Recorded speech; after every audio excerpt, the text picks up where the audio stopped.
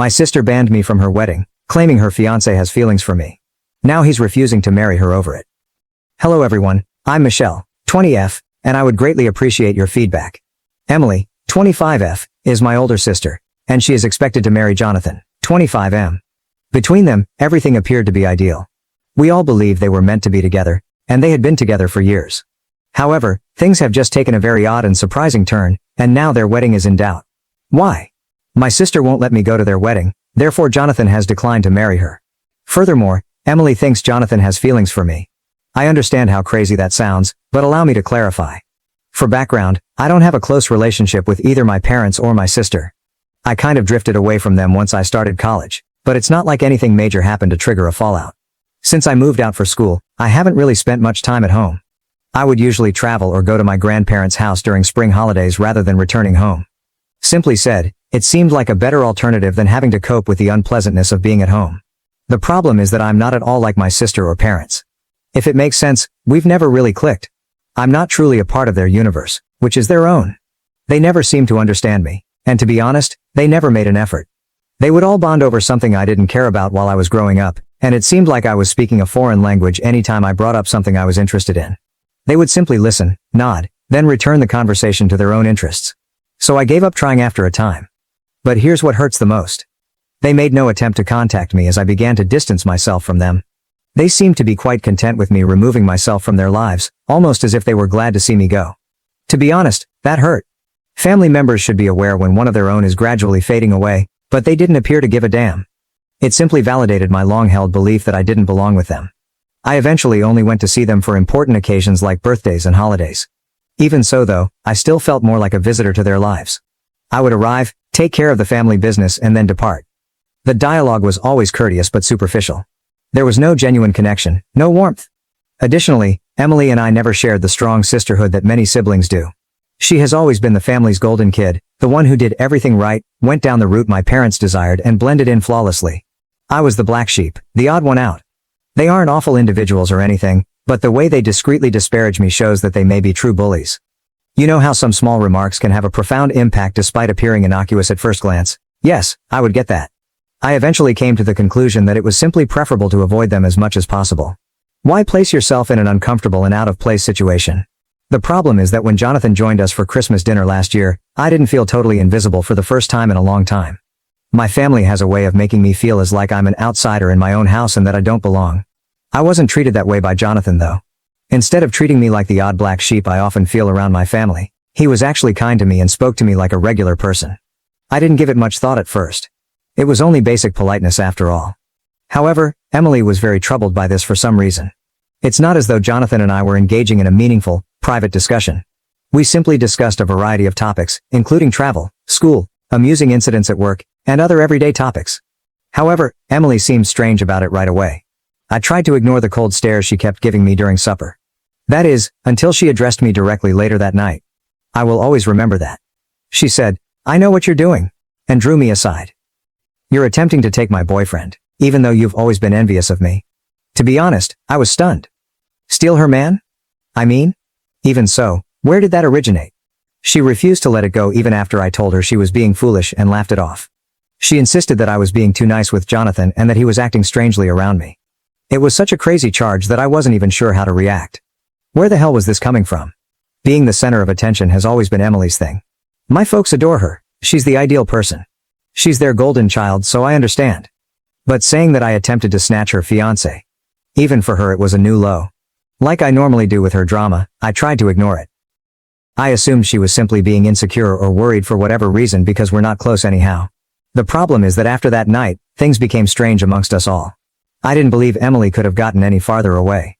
She seemed to be deliberately avoiding me now, even though we were never close in the first place. She would either act as though she couldn't be bothered or give me one-word responses if I tried to speak with her. She would be glued to Jonathan's side during family get-togethers, as if she were claiming her space. It was absurd. Jonathan, however, pretended that nothing had changed. He remained courteous, amiable, and normal in my presence. What truly irritates me, I suppose, is how easily my family seems to agree with Emily. There were subtle clues, but no one ever spoke to me explicitly. Every time Emily and Jonathan were present, my mother would give me these strange stares. My dad, who is generally quite indifferent, began saying more about the value of connections and the necessity of family support. Everything was quite passive-aggressive. My anger increased as I gave it more thought. I've never been the kind to become entangled in the drama of others, much less that of my sister. Why would I suddenly get interested in Emily's fiancé when we almost ever speak outside of family gatherings? It was illogical. My grandparents informed me of Emily's engagement a few months later. Indeed, I was not even informed that my own sister was getting married. Finding out from my grandparents was a stomach punch, even if I wasn't exactly expecting her to send me a personalized invitation with love and glitter or anything at this point. You know, the kind that validates your preconceived notions about your family's lack of concern for you. I suppose I had been clinging to a sliver of hope that, despite the stress and distance, she would still think of me as having been a part of this significant occasion in her life. Hey, we're sisters, right? I thought.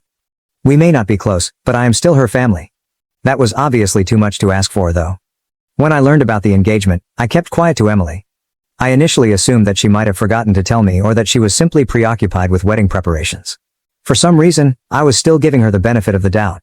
Even though I realized that sounds foolish. I assumed that she would ultimately give me a call or at the very least, send me a last-minute invitation.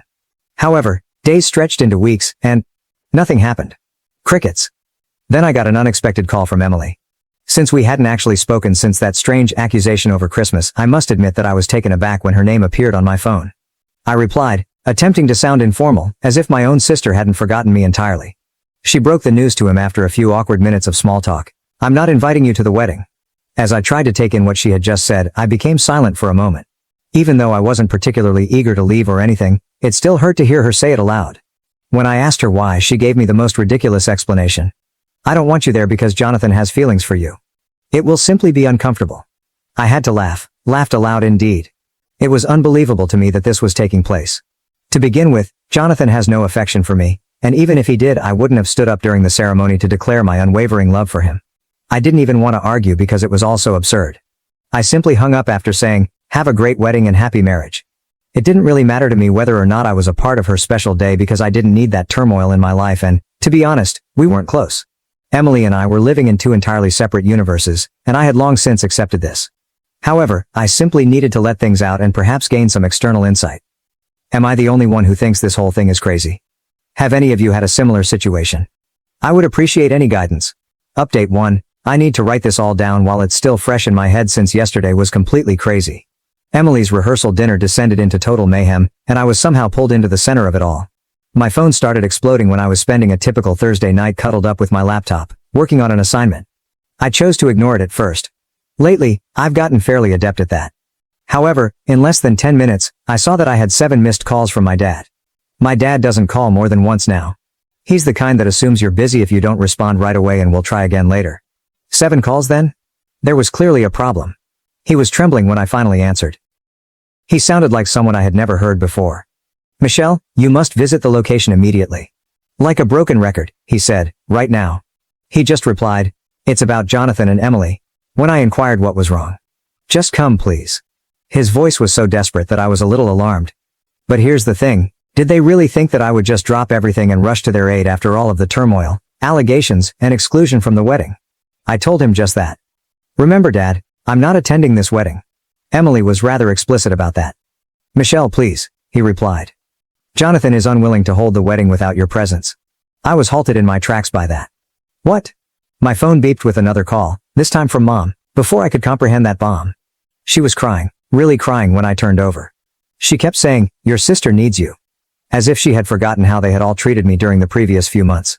Listening to her cry about sisterly love and family loyalty when they had been okay without me until things went wrong was weird.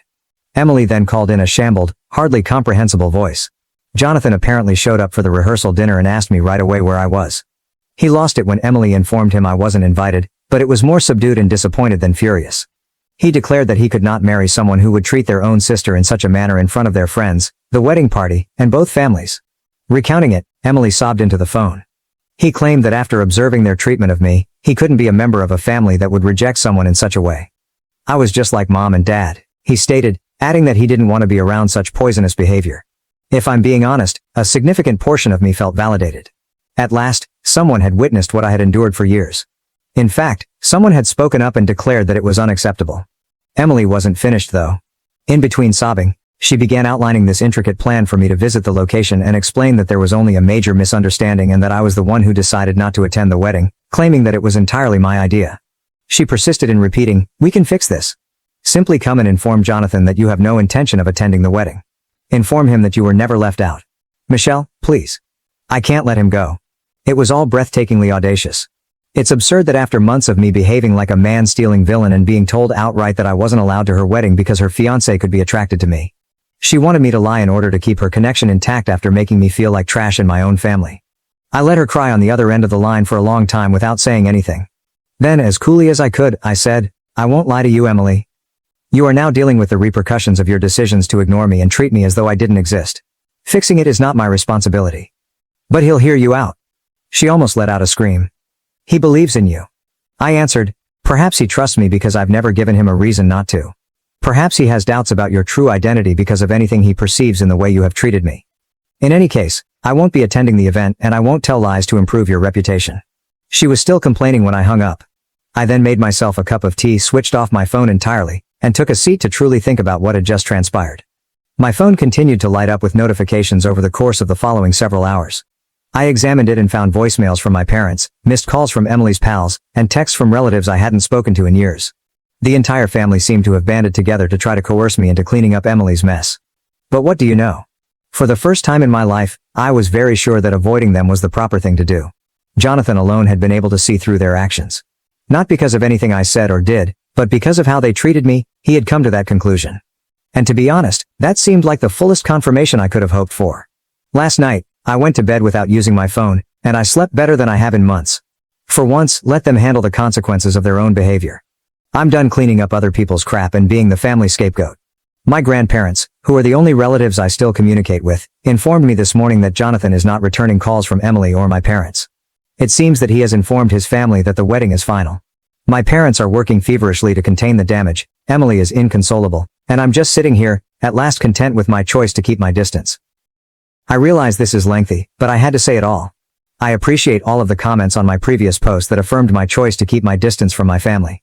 You were okay. Sometimes it's best to take a back seat and let others deal with the fallout from their own behavior. Update 2. Many of you inquired about my early years and the reasons behind my prolonged estrangement from my family. Since it's a somewhat weighty story, I didn't delve into it in my first post, but in light of recent events, I believe this is a good moment to explore some of it. The problem is that I suffer from social anxiety. I always had the feeling that something was wrong with me as a child, but I was never able to articulate it. However, my parents were traditionalists who thought mental health conditions were merely pretexts. They would frequently say things like, "You need to toughen up," or "You're just being dramatic." They would label me weak or lazy if I ever showed signs of anxiety or a panic attack, as if I was choosing to feel that way. When I look back, I can see a lot of warning signs.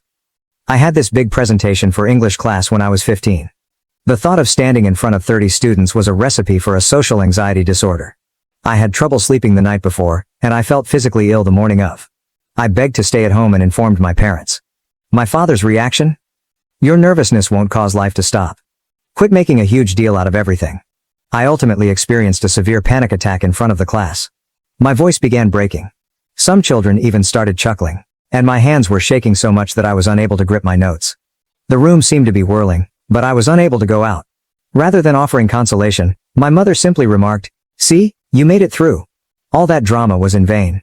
Everything was made worse by Emily, who was the ideal sister. She was the student body president, the debate team captain, and pretty much everything else that I couldn't be due to my anxiety.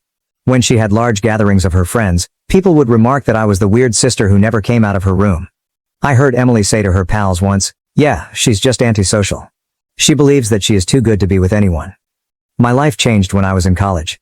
My first semester was a total meltdown for me. Being away from home, adjusting to new social circumstances, and attempting to balance my anxiety while attending classes became too much to handle. I recall feeling like I was dying while I sat in my dorm room, gasping for air. I was almost dragged to the college counseling center by my roommate, who, bless her, saw something was really wrong.